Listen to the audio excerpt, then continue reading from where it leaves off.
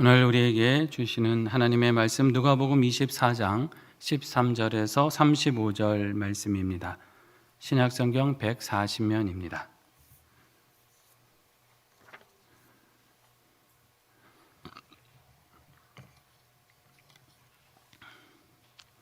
누가복음 24장 13절에서 35절 말씀 한 절씩 교독하시겠습니다.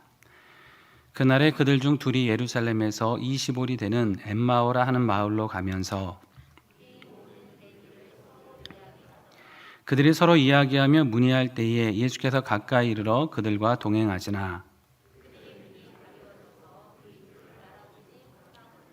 예수께서 이르시되 너희가 길 가면서 서로 주고받고 하는 이야기가 무엇이냐 하시니 두 사람이 슬픈 빛을 띠고 머물러 서더라.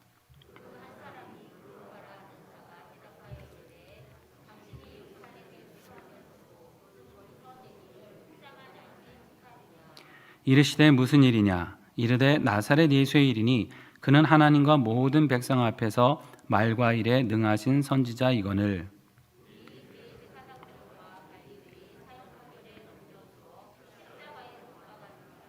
우리는 이 사람이 이스라엘을 속량할 자라고 바랐노라. 이뿐 아니라 이 일이 일어난 지가 사흘째요.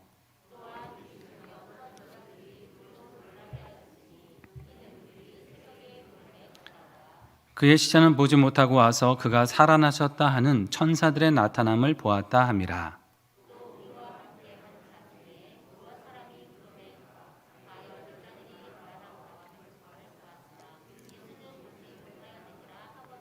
이르시되 미련하고 선지자들이 말한 모든 것을 마음에 더디 믿는 자들이여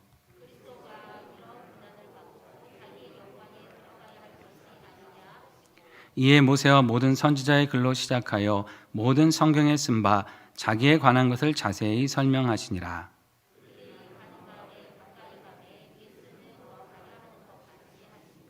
그들이 강권하여 이르되 우리와 함께 유하사이다. 때가 저물어 가고 날이 이미 기울었나이다 하니 이에 그들과 함께 유하러 들어가시니라.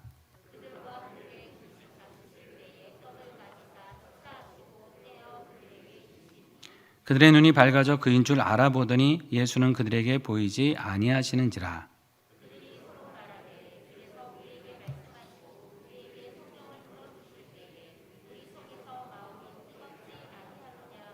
곧 그때로 일어나 예루살렘에 돌아가 보니 11 제자 및 그들과 함께한 자들이 모여 있어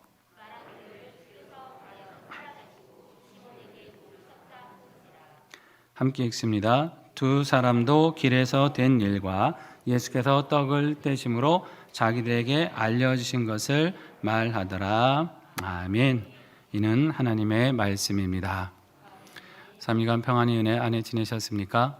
옆에 계신 성도님들과 함께 이렇게 인사 나누겠습니다. 예수께서 생명 주셨습니다.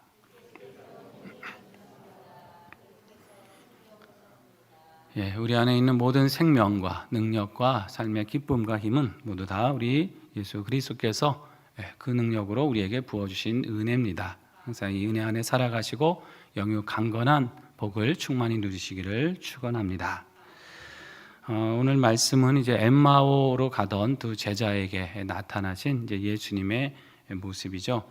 예수님께서 안식 후 첫날 주일에 이제 부활을 하셔서 여인들이 그 향품을 가지고 무덤을 찾아갔지만 빈 무덤만 확인하고 왔습니다. 거기 계시지 않고 살아나셨죠.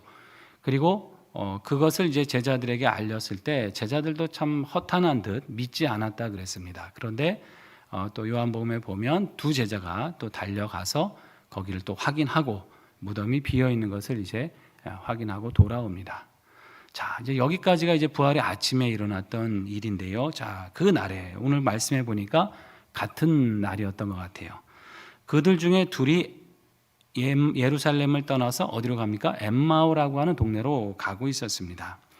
자, 여기 이제 그들 중에 둘이라고 하는 걸 보면 12제자 중에 둘은 아닐지라도 예수님을 당시 따라다니는 수많은 제자의 무리가 있었지 않습니까? 그렇기 때문에 한 번은 예수님이 또 70명 파송하시기도 했고 12 외에 또 수많은 제자가 있었는데 그 제자들 중에 두 사람이라고 볼 수가 있는 것이죠. 자, 이제 엠마오로 가는데 엠마오는 여기 보니까 25리 정도 되는 거리에 있는 마을인데 자, 이들이 어떻게 보면 이 돌아가는 걸음이 뭐 즐겁게 내려가겠습니까? 그 마음은 아닌 거죠. 뭔가 허탈하고 또 상심이 되고 또 충격을 또 한편 받았을 겁니다. 자신들이 그렇게 열심히 믿고 따르던 선지자라고 여겼던 그분이 너무나 무기력하게 십자가에 죽으시는 것을 보고 이들은 그런 충격 속에서 엠마오로 내려가고 있었어요. 또 한편으로는 혼란스러운 소식이 들립니다. 무덤에 없더라. 갔더니 예수님의 시신이 보이지 않더라. 이게 어떻게 된 거냐? 이러면서 어떤 그들 마음속에는 좀 뭔가 신앙적으로 정리되지 못한 혼란한 마음이 있었다는 것이에요. 그러다 보니까 굉장히 좀 낙심한 마음으로 또 안타까운 마음으로 죽으시지 않았으면 얼마나 좋았을까. 어떻게 보면 이런 마음으로 지금 슬픔을 가지고 내려가고 있었다는 것이죠. 자, 그런데 15절에 얘기하고 있는데 그중에 누가 옆에 오시냐면 예수님이 이제 가까이 오셔서 옆에 걷고 계셨어요. 근데 16절에 보니까 알아봅니까? 알아보지를 못하고 있었다는 것입니다. 뭐 예수님의 얼굴을 몰랐겠습니까? 이들이? 그래도 적어도 3년 가까이 예수님을 따르고 곁에서 지켜봤다면 얼굴을 모를 리가 없는 것이죠. 근데 지금 이들 머릿속에는 지금 예수님이 살아나서 옆에 계시다고 생각은 했겠어요? 전혀 상상하지 못합니다. 그냥 죽으셨다라고만 생각이 거기에 가 있으니까 옆에 계셔도 알아보지를 또 못하는 거예요. 그리고 또 이 부활의 모습은 아무래도 죽으시기 전의 모습과는 좀 더 다른 뭔가 영광스러운 모습이 있지 않았을까. 그러니까 더더욱 예수님을 알아보지 못하고 자기들과 같은 방향으로 여행하고 있는 사람인가 보다. 아마 이제 이런 정도로 생각한 것 같습니다. 참 이 사람이요, 자기 앞에 보고도 알아보지를 못할 때가 있지 않습니까? 우리 눈이 정확한 것 같아도 참 그렇지 않을 때가 있어요. 뭔가 골똘히 어떤 거에 빠져 있고 상념에 잠겨 있으면, 그죠? 앞에 알아볼 사람도 알아보지 못하고 그냥 지나칠 때가 있잖아요. 그런 거 보면 사람이 그게 정확한 것 같으나 때로 그 시각이나 그런 게 정확하지 않다. 사람이 가끔 보면 자기가 듣고 싶은 대로 듣기도 하고 또 보고 싶은 대로 보기도 하고 또 믿고 싶은 대로 믿기도 하는 성향이 있지 않습니까? 그래서 아마 이들도 아마 그런 마음이 한 곳에 뺏기면서 곁에 계신 주님을 알아보지 못했다는 것입니다. 자, 17절에부터 보면 예수님이 물으세요. 길 가면서 주고받는 얘기가 도대체 무엇이냐? 하니까 두 사람이 슬픈 빛을 띠고 머물러 섰더라. 굉장히 막 상심하고 있는 그 모습, 여태까지 그 충격이 지금 이들에게는 가시지 않고 있었고 또 예수님이 살아나셨으리라고는 전혀 지금 기대하거나 생각하지 못하고 있었다는 것을 짐작하게 됩니다. 자, 한 사람이 얘기를 해요. 글로바라고 하는 사람, 18절에 보니까 이 사람이 이제 예수님께 아니 예루살렘에 있었다면 어떻게 거기서 된 일을 당신은 모를 수가 있습니까? 이제 이렇게 반문을 하죠. 자, 이름이 등장했다고 하는 것은 아마 이제 초대교회에서 이 글로바라고 하는 제자도 나름 큰 역할을 했던 제자로 그렇게 생각할 수가 있는데요. 자, 그러면서 이제 의아한 거죠. 그 너무나 큰 사건, 모두가 알 수밖에 없는 사건이 있었는데 지금 그걸 전혀 모르고 이제 물어보니까 그것을 이제 의문을 갖는 것이죠. 자, 무슨 일이냐고 이제 물어봅니다. 예수님께서 그랬더니 19절에 자, 이 글로바의 생각이 이제 여기서부터 나와요. 자, 나사렛 예수라는 사람의 일이다. 그분은 하나님과 모든 백성 앞에서 뭐에 능했습니까? 말과 일에 능한 선지자였다. 자, 이게 이제 예수님을 따르던 제자들의 공통된 생각이었습니다. 말에 능했다. 예수님이 하나님의 나라를 전파하고 말씀하셨을 때 아무도 힐난하지 못했죠. 바리새인들이 공격하고 했을 때도 예수님은 너무나 지혜롭게 그들의 술수와 공격을 물리치셨습니다.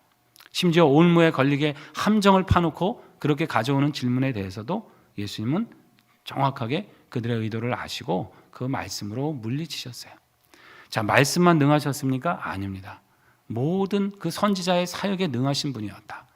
아픈 자를 일으켰고요. 병든 자를 또 귀신 들린 자를 다 고치지 않았습니까? 눈먼 자도 눈을 뜨게 하고 심지어 죽은 사람도 살리는 그런 참 선지자의 행실을 보여주었다라고 하는 것입니다. 참 선지자로는 분명히 이들이 믿고 있었다고 하는 것이에요. 제자들의 신앙은 예수님이 참 선지자요 하나님의 사람이다라는 걸 믿고 있었죠. 자, 그렇게 알고 있었는데 자, 20절에 그런데 누가 예수님을 죽게 했어요? 자, 누가 죽게 한 겁니까? 대제사장들, 관리들 사형 판결에 넘겨주었다. 종교 지도자들이 시기하고 모함해서 그 참 선지자를 죽였다라고 생각을 하는 거죠. 자, 근데 이 죽음이 왜 이렇게 안타깝고 이들에게 슬픈 것인가? 21절에 있죠. 자, 이 사람들의 기대가 뭐였어요? 예수님이 무엇을 속량합니까? 이스라엘을 속량할 자라고 바랐노라라고 말씀합니다. 속량은 뭐예요? 값을 주고 구원하는 것 아닙니까? 대속하는 거 아닙니까? 자, 어떤 속량이었습니까? 이들이 말하는 기대하는 속량은 어떤 것이겠어요? 죄사함 받고 하나님의 자녀 되는 것? 그 속량이었겠습니까? 아니면 로마의 압제로부터 해방되는 것? 어느 쪽이에요? 후자인 거죠. 지금 자신들이 이 정치적으로 경제적으로 굉장히 큰 고통 속에 억압 속에 있는데 이 예수님이 하신 일을 보니까 능력도 많으시고 정말 백성들도 많이 추종하고 정말 이 모든 로마의 압제로부터 강한 능력으로 우리를 구원할 메시아 또는 그러한 지도자라고 그들이 기대하고 있었다는 것입니다. 자, 앞에서 참 선지자로 이해하고 하는 것까지는 그래도 참 맞았고 좋았는데 여기서부터 조금 이제 어긋난 기대가 있는 것이죠. 그 속량이 하나님께서 주시고자 하는 속량이 아니라 자신들의 삶의 기대를 만족시키는 속량, 이들은 그거를 지금 예수님께 기대하고 있었다라고 하는 것이죠. 그러니까 더 이 죽음이 이들에게는 슬펐던 겁니다. 만약에 이 죽음을 통해 하나님의 구원의 역사를 이루신다는 것을 바라고 기대했다면 이들이 절망하지는 않았을 거예요. 왜냐하면 하나님의 이 구원 역사는 어떻게 이루어질지 모르는 것이니까. 죽음을 통해서라도 하나님의 역사는 일어날 것을 바랬다면 부활에 대한 기대도 이들 마음에 있었을지 모릅니다. 그러나 이들의 관심은 현세적인 것이고 세속적인 것에만 가 있다 보니까 자신들을 그렇게 세속의 그런 모든 욕구를 만족시켜줄 그분이 돌아가시니까 힘없이 죽으시니까 여기서 절망이 되는 거고 여기서 슬픔에 잠기게 됐다고 하는 것이에요. 여러분, 하나님에 대한 우리의 신앙은 어떤 것입니까? 우리가 신앙생활하면서 기대하는 바는 어떤 것이에요? 세상에서 잘 되고 성공하는 겁니까? 아니면 영적으로 잘 되고 하나님 나라에서 부유함을 누리는 것입니까? 물론 둘 다 누리면 좋겠죠. 그래 더할 나위 없는 축복이겠죠. 그러나 여러분, 우리의 보다 궁극적인 관심은 하나님 나라의 그 영적인 부유함을 누리는 것, 여기에 가 있어야 될 줄로 믿습니다. 이 땅에서 성공하는 게 우리의 인생의 목표는 아니라는 것이에요. 물론 우리가 하나님을 잘 섬김으로써 이 땅에서도 잘 되는 복을 분명히 하나님이 주시는 측면이 있죠. 그러나 하나님께서 더 우리에게 바라시는 것은 이런 땅의 모든 고난과 어려움 속에서도 계속해서 하나님의 은혜와 구원의 역사를 사모하면서 우리가 더 강건한 믿음의 사람으로 자라가는 것을 기대하신다 하는 것이에요. 고난 속에 하나님을 외면하고 불평하고 살아가는 그러한 사람이 아니라 내 삶을 통해 하나님의 선하신 뜻을 이루어 주시기를 바라고 사모하면서 때로는 고난도 믿음으로 인내하고 또 기도하면서 하나님의 나라를 바라는 믿음, 바로 그러한 믿음으로 우리가 성장하기를 바라신다 하는 것입니다. 여러분, 우리가 그걸 믿고 살아가면요, 땅에서 잠시 고난당하고 어려움을 겪어도 그거는 여러분 결코 실패가 아닙니다. 오히려 더 큰 축복으로 나아가기 위한 하나의 과정이 되는 것이에요. 땅의 것이 전부라고 생각하는 사람은 그것이 만족되지 않을 때는 좌절하겠지만은, 그러나 보다 나은 영적인 삶을 바라보고 궁극적인 구원을 사모하는 사람은 이 땅의 것으로 인해서 무너지지 않는다라고 하는 것입니다. 더 하나님을 의지하면서 믿음으로 승리케 되는 것이에요. 이러한 믿음의 승리를 이루어 가시는 하나님의 자녀가 되시기를 바랍니다. 자, 그리고 나서 21절 하반절에 보니까 이제 이 사람들의 절망이 또 있어요. 뭐냐면 이 일이 일어난 지가 사흘째다. 이게 무슨 말이에요? 이미 이젠 끝난 거예요. 그러니까 예수님이 이미 죽으셔서 사흘, 그 당시 팔레스타인 지방이 더운 지방 아닙니까? 사흘이 됐다 그러면 이미 시신이 부패할 대로 부패했고, 사람이 잠깐 죽은 것 같다가 하루 정도 있다 깨어날 수 있을지는 모르나 사흘이 지났다, 이건 이제 도저히 가망이 없다. 이런 그 절망이 이들에게 있었다는 것이죠. 자, 그러면서 또 22절에 보니까 소문이 있었어요. 소문이 들었는데 무슨 소문이 들었냐? 어떤 여자들이 우리를 놀라게 했는데 새벽에 무덤에 갔는데 시신은 보지 못하고 어떻게 해요? 살아나셨다고 하는 천사들의 얘기가 있었다. 그 소문이 있었다. 자, 이들의 소문을 믿고 그러니까 살아나셨다고 이들이 믿고 있는 겁니까? 아니면 그냥 뜬 소문이라고 생각하고 있는 겁니까? 그냥 뜬 소문인 거죠. 믿었다면 예루살렘을 떠날 이유가 없었죠. 기다렸겠죠. 어떻게 됐는지. 예수님을 찾아보려고 했든지 혹시 오시지 않을까라고 기다렸겠는데 이들이 지금 엠마오로 상심하면서 가는 걸 보면 이건 그냥 소문. 괜히 우리 마음만 그래 얼마나 예수님이 보고 싶었으면 그런 환상을 봤을까. 아마 그 여인들이 아마 너무 기대가 커서 그렇게 말했을지 몰라. 아마 뜬 소문으로 이들은 생각하고 있었다는 것이죠. 자, 그리고 24절에 보면 우리와 함께한 자 중에 두어 사람이 무덤에 가서 확인을 했다. 근데 예수님은 못 만났다. 여기 두어 사람이 누굽니까? 베드로와 요한이잖아요. 무덤에 막 달려가서 요한이 이제 젊으니까 더 빨리 갔는데 들어는 가지 못하고 밖에서 주춤거리니까 그 역시 확실히 행동하던 베드로는 그냥 확 들어가서 이제 안을 봤더니 세마포가 놓여 있고 수건은 개켜 있고 예수님은 보이지 않았던 이제 그 얘기도 지금 이들이 다 알고는 있었다는 것이에요. 자, 그러니까 이 얘기를 지금 하고 있는 거는 이 마음에 부활에 대해서 지금 믿지는 않고 있는 것이죠. 너무나 상심한 마음에 그렇게 제자들이 그런 말을 하는 사람도 있고 그 빈 무덤을 봤다더라. 아니 그렇다면 적어도 자기들도 가서 그 무덤을 한번 확인해 보든지 뭔가 좀 그렇게 되는데 그냥 그거는 그냥 뜬 소문일 뿐이야 라고 기대하지 않고 있었다고 하는 것입니다. 자, 그래서 이제 엠마오로 상심한 마음으로 내려가는 것이에요. 어떻게 보면 이 두 제자의 모습이 때로 우리가 또 살아가던 신앙생활 할 때의 또한 모습이 아닐지 모르겠습니다. 여러분 신앙생활하다 보면 우리가 믿음에 늘 기쁜 일만 있고 늘 기대만 되는 건 아니잖아요. 때로 믿음으로 인해서 참 어려움을 겪기도 하고 또 그 믿음에 오히려 실망하는 경우도 생길 때가 있다고 하는 것이에요. 믿음이 어떤 현실의 문제를 해결하는데 별 능력이 없지 않느냐, 내 이 문제를 믿음이 해결해 주는 것 같지도 않다. 여러분 이런 문제를 만나게 될 때 마음이 얼마나 상심이 되고 또 좌절이 됩니까? 불평이 일어나는 거죠. 어떤 사람은 나 이러면 신앙생활 못하겠어, 안 할래요. 신앙을 잠시 쉬고 떠나가는 사람들도 사실은 생겨날 수도 있다고 하는 것이에요.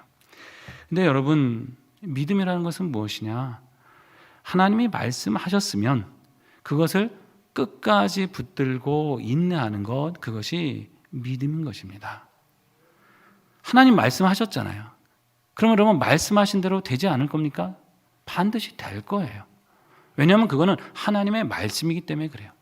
하나님의 말씀은 내 경험보다도 확실하고 내 지식보다도 온전합니다. 우리의 경험은 틀릴 수도 있고 내 지식은 잘못 판단할 수도 있지만 하나님의 말씀은 우리에게 구원을 주시고 하나님의 사람으로 인도해 가시고 복 주시고자 하는 그 약속의 말씀은요 반드시 이루어진다고 하는 사실입니다. 끝까지 믿음의 자리를 지키고 그 인내로 하나님의 말씀을 의지할 때 그 사람이 그 축복을 누리게 되는 것이고 그 기쁨을 만나게 된다는 것이에요. 믿음 생활해봤자 내 욕구를 충족해주지 못하는 것 같아. 하나님이 나를 만족시키시는 것 같지도 않아. 여러분 이러면서 세상에 가버리면요, 은혜는 은혜대로 못 받고 하나님과는 하나님과로 멀어지는 거예요. 인생이 더 불행한 것이죠. 여러분 세상에서 이것저것 잃어버릴 수 있어요. 물질을 잃어버릴 수도 있고 때로는 건강을 잃어버릴 수도 있고 인간관계도 끊어질 수도 있겠죠. 근데 여러분 그런 세상 속에서 믿음마저 잃어버리면 우리가 뭐가 남습니까? 가장 불쌍한 사람 아닌가요? 믿음마저 잃어버리면 우리가 하나님 앞에 가장 귀하게 붙들어야 될 이것을 잃어버린다고 하면 그 인생이야말로 가장 불쌍한 인생이라는 것이에요. 여러분 우리가 세상을 살아가면 당연히 이런 의심도 들고 때로 믿음이 연약해질 때도 있고 고난 속에서 그렇게 마음이 흔들릴 때도 분명히 있습니다. 그 자체가 문제는 아니에요. 여러분 그러할 때 자꾸 내 자신을 바라보고 상황을 바라보지 마시고 하나님은 내게 뭐라고 말씀하셨는지 이 말씀을 더 찾아보시고 말씀을 끝까지 붙드시기 바랍니다. 그 말씀 붙들고 기도할 때 그 삶은 결코 실패와 좌절이 없는 것이에요. 하나님이 은혜 가운데 다시 회복해 주실 것입니다. 이제 이렇게까지 이제 상심하고 얘기하니까 이제 예수님께서 25절에 보니까 미련하고 선지자들이 말한 것을 마음에 더디 믿는 자들이요 라고 이렇게 조금 책망조로 말씀을 하십니다. 미련하다. 미련하다는 건 지식이 없다는 건데 뭐에 대한 지식이? 하나님의 말씀에 대한 믿음과 지식이 없다. 이제 이걸 표현하시는 거죠. 26절에 보니까 그리스도가 이런 고난을 받고 자기 영광에 들어가야 될 것 아니냐. 자, 이렇게 말씀하시는 걸 보니까 이미 이 얘기를 제자들에게 하셨어요? 안 하셨어요? 하셨잖아요. 최소한 3번 이상 하셨어요. 인자가 고난을 받고 십자가에 죽고 그리고 나서 영광에 들어갈 것이다. 이 얘기를 제자들에게 기회가 있을 때마다 하셨거든요. 그러니까 이 얘기를 하셨다는 건 이들도 분명히 그 듣는 자리에 있었던 제자들이었다는 것이죠. 꼭 12만 이 얘기를 들은 게 아니라 가까이 따르던 제자들 중에 들은 제자들이 있었는데 이들도 바로 그런 사람인데 결국은 믿음이 없고 그거를 더디게 믿는 바람에 이것을 깨닫지 못하고 있다. 이제 이렇게 책망을 하고 계신 것이죠. 자, 그러면서 27절에 보면 모세와 선지자의 글. 자, 모세는 뭐예요? 모세 오경을 말하는 거예요. 선지자의 글은 뭐예요? 모든 구약의 선지서를 말하는 거예요. 그러니까 구약 성경 전체를 말하는 거예요. 이 구약 말씀에 모든 성경, 이건 구약 말씀이죠. 그 당시 이때는 신약 성경이 아직 쓰여질 때가 아니니까 이 모든 말씀에 예수님에 대한 것을 어떻게 해요? 자세히 설명하셨다라는 것이에요. 여러분, 구약 성경은 누구에 대한 말씀인 거예요? 그러니까 예수님에 대한 말씀이에요. 장차 메시아가 오실 것이다. 하나님의 보내신 그 아들이 이 땅에 오셔서 죄인들을 구원하실 것이다 라고 하시는 그 오실 메시아에 대한 예언과 약속과 수많은 증표, 예표들, 모형들, 이것이 바로 구약 성경에 다 나타나 있다라고 하는 것이에요. 그걸 어떻게 해요? 자세히 다시 설명을 해주셨다 그래요. 자세히. 여러분 좀 이상하지 않으세요? 아니 예수님인 거를 부활한 걸 확실하게 믿게 하시려면은 못자국 보여주시면 되잖아요. 야 봐라 여기 내가 누군지 좀 한번 확인해 봐라. 손 내밀어서 못자국을 보여주시면 제일 확실할 텐데 아니 왜 그렇게 안 하시고 다시 성경을 자세히 풀어서 설명을 하고 계십니까? 이게 왜 그런 거예요? 바로 말씀에 기초한 믿음이 될 때 그 믿음이 견고하게 되기 때문입니다. 봤다고 해서 견고해지는 게 아니에요. 잠깐은 놀라겠죠. 만졌다고 해서 뭔가 확실하게 붙들어지는 게 아닙니다. 믿음이라고 하는 건요, 하나님의 말씀을 듣고 붙잡고 내 마음 가운데 확실히 의지하고 있을 때 그때 믿음이 생긴다고 하는 것이에요. 그게 건강하고 온전한 믿음이 된다고 하는 것입니다. 보여줘야 믿는 사람은 그 다음에 안 보여주면 또 안 믿게 되는 거죠. 한번 보여주면 그걸로 끝나요? 더 강한 거 보여줘야죠. 더 신령한 걸 보여줘야 믿을 거 아닙니까? 그건 보고 만지고 하는 것으로 뭔가 확신을 가지려면요, 더 강한 자극이 있지 않으면 안 되는 거예요. 그게 근데 온전한 믿음이 되는 게 아니죠. 하나님의 말씀, 성경이 다 예수님에 대한 말씀 아니에요. 구약은 오실 예수님에 대한 얘기, 신약은 이미 오셔서 우리를 구원하시고 다시 오실 예수님에 대한 말씀으로 가득 차 있는 게 바로 이 성경 아닙니까? 그렇기 때문에 이 말씀을 의지하고 붙드는 사람은 예수님을 붙드는 것이고, 말씀을 믿는 사람은 예수님을 믿는 것이고 곧 하나님을 믿는 것인 것을 우리가 기억해야 된다는 것이에요. 우리 믿음의 기초와 뿌리는 항상 이 말씀 안에 뿌리 내리기를 바랍니다. 그렇게 해서 그 믿음이 항상 어떤 상황에서도 말씀에 의지해서 갈 때 깨달아지는 것이고 돌이키게 되는 것이고 하나님 앞에 더 가까이 나아갈 수 있는 그 능력이 바로 이 말씀에 있다는 것이에요. 자, 그렇게 해서 이제 말씀으로 그들 마음에 뭔가 깨우침을 이제 주니까 이들이 뭔가 좀 마음이 이제 좀 움직였던 것 같아요. 예수님은 더 갈 것처럼 말씀하니까 29절에 강권해가지고 그러지 마시고 날도 저물었으니 우리와 함께 좀 유하십시오. 그러니까 뭔가 그 말씀이 이들 마음에 도전을 주고 뭔가 지금 마음속에 이렇게 슬픔과 이런 것들이 좀 사라져가면서 뭔가 힘이 나니까 그분과 예수님과 좀 더 대화를 하고 싶었던 것 같아요. 그래서 무효하러 가셨는데, 자 30절 보시면 음식 드실 때 떡을 가지고 축사하시고 떼어 주시니, 자 그때 어떻게 해요? 그들의 눈이 밝아졌어요. 그들의 눈이 밝아졌다. 자, 떡을 가지고 축사하시는 모습, 아마 오병이어 사건 때도 왜 떡을 가지고 축사하셨잖아요. 아마 이들의 혹시 그 모습이 좀 오버랩이 됐는지는 모르겠지만 이 모습 하면서 아마 봤겠죠. 그리고 말씀을 들었죠. 깨달음이 있었는데 거기서 예수님의 모습을 보니까 이분이 바로 예수님이셨네 라고 그 영의 눈이 드디어 이제 떠지게 됐다고 하는 것이에요. 자, 이것이 결국은 축사하시는 모습을 통해서 확증이 되었지만은 그 마음속에 이미 무엇으로? 말씀으로 이 확신이 점점 자라가고 있었던 거 아닙니까? 32절에도 그 얘기가 나오거든요. 우리가 길에서 말씀했을 때 성경을 풀어주시고 할 때 우리 마음이 어떻게 됐다고요? 뜨겁지 않았냐. 우리 마음이 뜨거웠다. 이러면서 그들이 그 말씀을 들었을 때 뭔가 마음에 도전이 일어나고 믿음이 생겨나고 하는 그 과정에서 이제 예수님을 알아보는 계기가 되었다라고 하는 것이에요. 자, 그런데 이들의 눈을 딱 떴는데 보니까 31절 후반에 보니까 예수님이 보이셨어요? 호련히 보이지가 않게 되셨어요. 보이지 아니하셨다. 이제 이게 나중에도 이제 그런 장면들이 있지만 제자들이 문을 닫힌 상황에서 예수님이 갑자기 호련히 나타나시기도 하고, 근데 귀신 유령이 아닙니다. 영혼이 떠다니신 게 아니에요. 분명히 몸을 입고 그렇게 하신 거예요. 이제 성경을 통해 짐작해 볼 때 부활의 몸은 이런 시간과 공간을 초월하는 어떤 역사를 가지고 있지 않겠는가, 그렇게 우리가 짐작할 수 있는 대목인 것이죠.